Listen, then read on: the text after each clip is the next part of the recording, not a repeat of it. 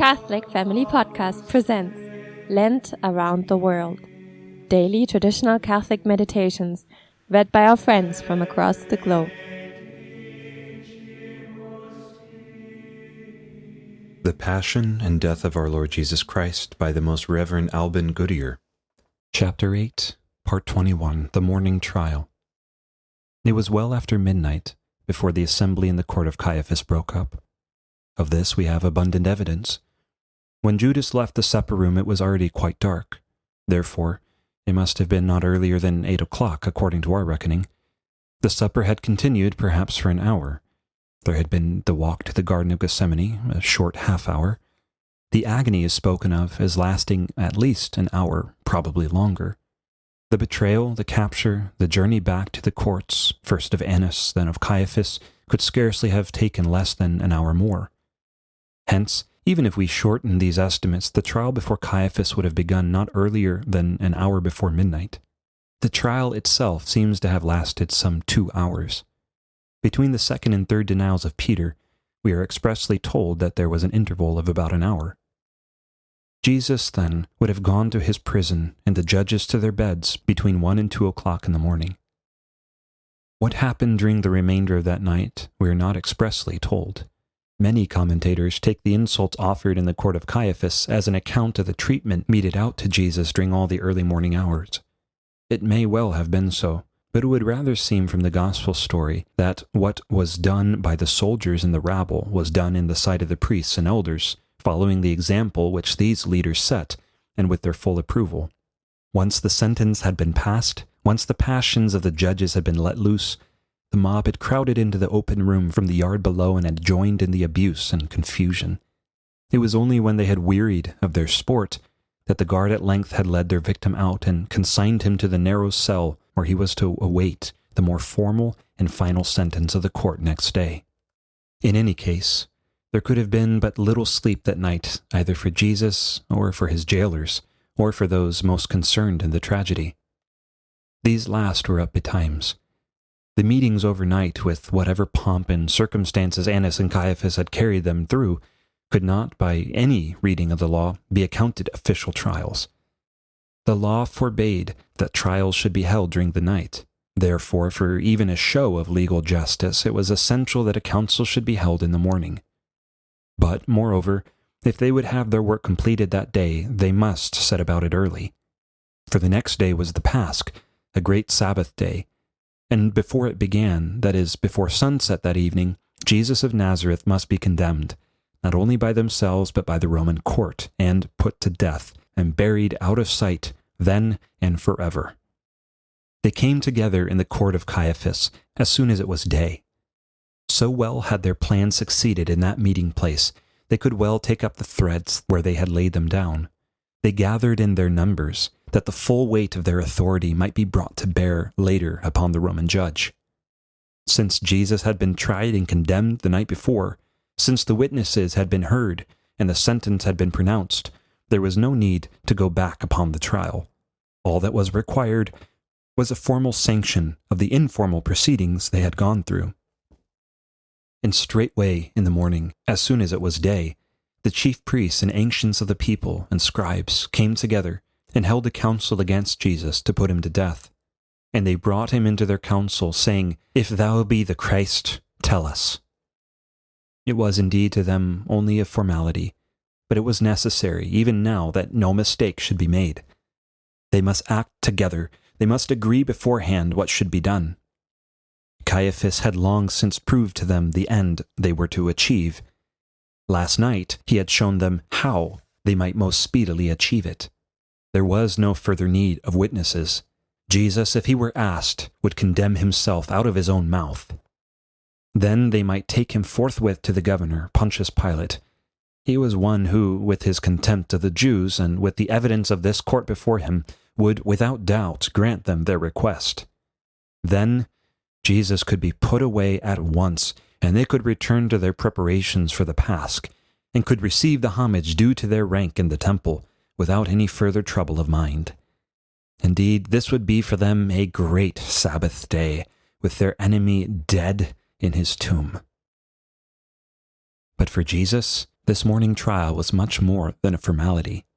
The night before, until he had been questioned directly, and that by the high priest himself, he had not deigned to answer anything, for that was not a lawful trial. And only when Caiaphas had spoken as high priest, when he had called upon his prisoner in the name of the living God, had Jesus deigned to give even him an answer. But this morning, all was different. Now, with all their show of formalities, this was the true judicial court, and these were responsible judges. Last night, one overweening man alone had swayed the rest, and in a heated moment, by a single adroit question, had won from them their sentence. Now, the sentence would be passed of the court's own accord, without the excuse of passion or haste, deliberately and with full knowledge. Therefore, as was his duty, Jesus would answer them, and his answer would be no less clear to these masters of the law and the prophets than before. But first, he would also warn them. If in his pity he had warned Judas, if he had warned Peter and the others, no less, even at this moment, would he warn these poor men of the evil thing they were about to do, and save them, if he could, from their shame. He would appeal to their common sense of justice. He would ask for that fair dealing which they would grant to any man, and yet were refusing to him. Let them condemn him if they wished, but let them not refuse him the hearing to which he had a right. And he said to them, If I shall tell you, you will not believe me. And if I shall ask you, you will not answer me, nor let me go. Nevertheless, though they would not hear him, in spite of the storm which he knew his words would arouse, now more than ever, it was his right and duty to speak. They might not believe him. Indeed, whether they believed or not, they would most certainly condemn him. But they should hear, and that in terms which from their knowledge of the sacred books they could not mistake. But hereafter, the Son of Man shall be sitting on the right hand of the power of God. I beheld, therefore, in the vision of the night, and lo, one like the Son of Man came with the clouds of heaven. And he came even to the Ancient of Days, and they presented him before him, and he gave him power and glory and a kingdom, and all the peoples, tribes, and tongues shall serve him. His power is an everlasting power that shall not be taken away, and his kingdom shall not be destroyed. From the prophet Daniel. The Lord said to my Lord, Sit thou at my right hand, until I make thy enemies thy footstool. The Lord will send the scepter of thy power out of Sion. Rule thou in the midst of thy enemies. With thee is the principality in the day of thy strength, in the brightness of the saints. From the womb before the day star I begot thee. The Lord hath sworn, and he will not repent. Thou art a priest forever, according to the order of Melchizedek. The Lord at thy right hand hath broken kings in the day of his wrath. From the Psalms. Prophecies such as these were familiar to these men, and could not fail to be recalled by the words he used.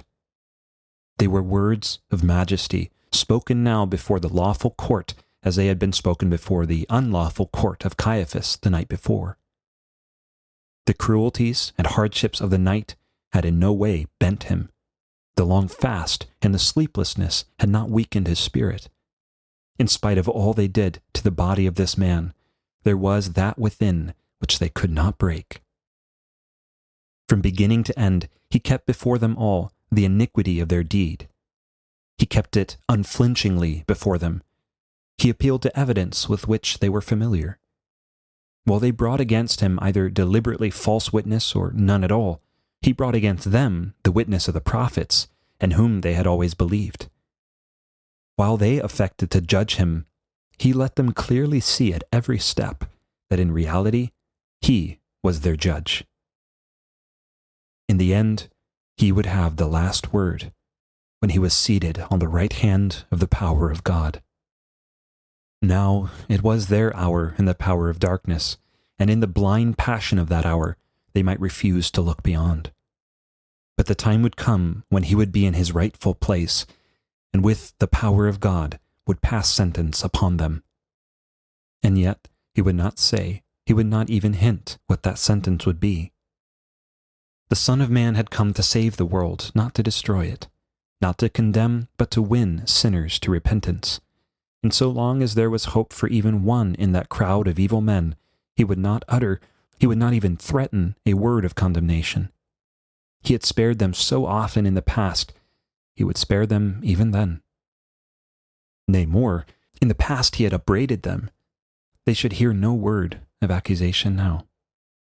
The nearer he came to his kingdom, the more he would have pity, even on the blinded folly that did him to death. But these men were not to be beaten either by his forbearance or by his warnings. They hated him, and hatred knows no reason. Hatred will never yield. Let him say what he would, they had learnt from the trial of the night before the test question, the answer to which would prove his doom. For they knew what answer this man would give, who on their own confession but 3 days before was a true speaker, who teacheth the way of God in truth. Neither carest thou for any man, for thou dost not regard the person of men. Caiaphas, who long ago had soothed their conscience concerning what they did, had also found for them this further key. They had only to repeat his test. Again, therefore, ignoring what Jesus had just said, as if it had no bearing on the case, as deliberate injustice always will. Then said they all, Art thou then the Son of God? Jesus answered as they wished. He had said all that he had to say in his own defense. It remained only that he should give witness to the truth before this court that alone had the right to ask him and judge him. And he said, You say that I am. The answer was received with the same assumption as that with which it had been received at the trial in the night. These judges had well learnt from their leader how to play their part. Besides, they were in need to hurry with their work. Jesus must be put out of the way before the day was over, and there was much yet to be done. Somewhere that morning, at a preliminary meeting, almost certainly before Jesus had been brought into them, it had been decided to take him to be condemned by the Roman court. No doubt they might themselves have condemned him to be stoned to death for blasphemy, but they recalled that they had attempted this before, on more than one occasion, and always he had escaped them. Moreover, that he should die as a public malefactor and criminal would serve their purpose better than that he should be put to death for blasphemy. Stoning to death might make him a hero. Death for religion's sake might invest him with the halo of a martyr. If they, the Sanhedrin, alone condemned him, when the reaction came, when the city awoke to what had been done, they would have reason to fear the people, as they had so often feared them before. But the death of a public criminal, the degrading death of crucifixion, no man's reputation could survive. Even the law of Moses would bury the name of such a one in oblivion. For when a man hath committed a crime, for which he is to be punished with death, and being condemned to die is hanged on a gibbet, his body shall not remain upon the tree, but shall be buried the same day. For he is accursed of God that hangeth on a tree. And thou shalt not defile thy land, which the Lord thy God shall give thee in possession. The trial was quickly over, yet surely was it the critical moment of the whole story of the Passion. Now, definitely, in a council which could no longer be called illegal or in any way invalid, Jesus was rejected and condemned by the judges of his own people. No wonder they wished to make haste, though conscience no longer troubled them. Yet, the sense of degradation and shame because of what they did hung about them, and the eyes of him whom they had condemned to die followed them about the hall. There was no need now to go through any further form. There was no further need of witnesses. Before the highest court in the land, he had made his confession of guilt, and they could proceed. Then they said, What need we any further testimony? For we ourselves have heard it from his own mouth. There was nothing more to delay them, not even the formalities of the law. Their plans had been carefully laid, and they were free to act at once.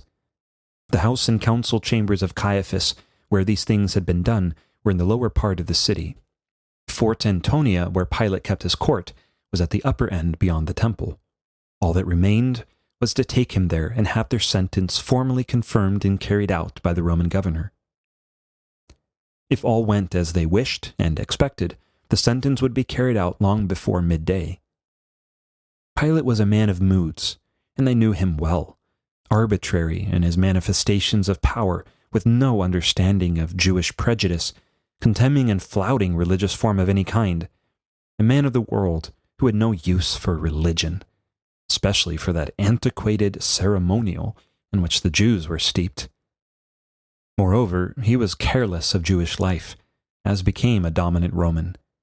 And much as the accusers of Jesus hated him for it, yet on this occasion they felt they could use it for their purpose.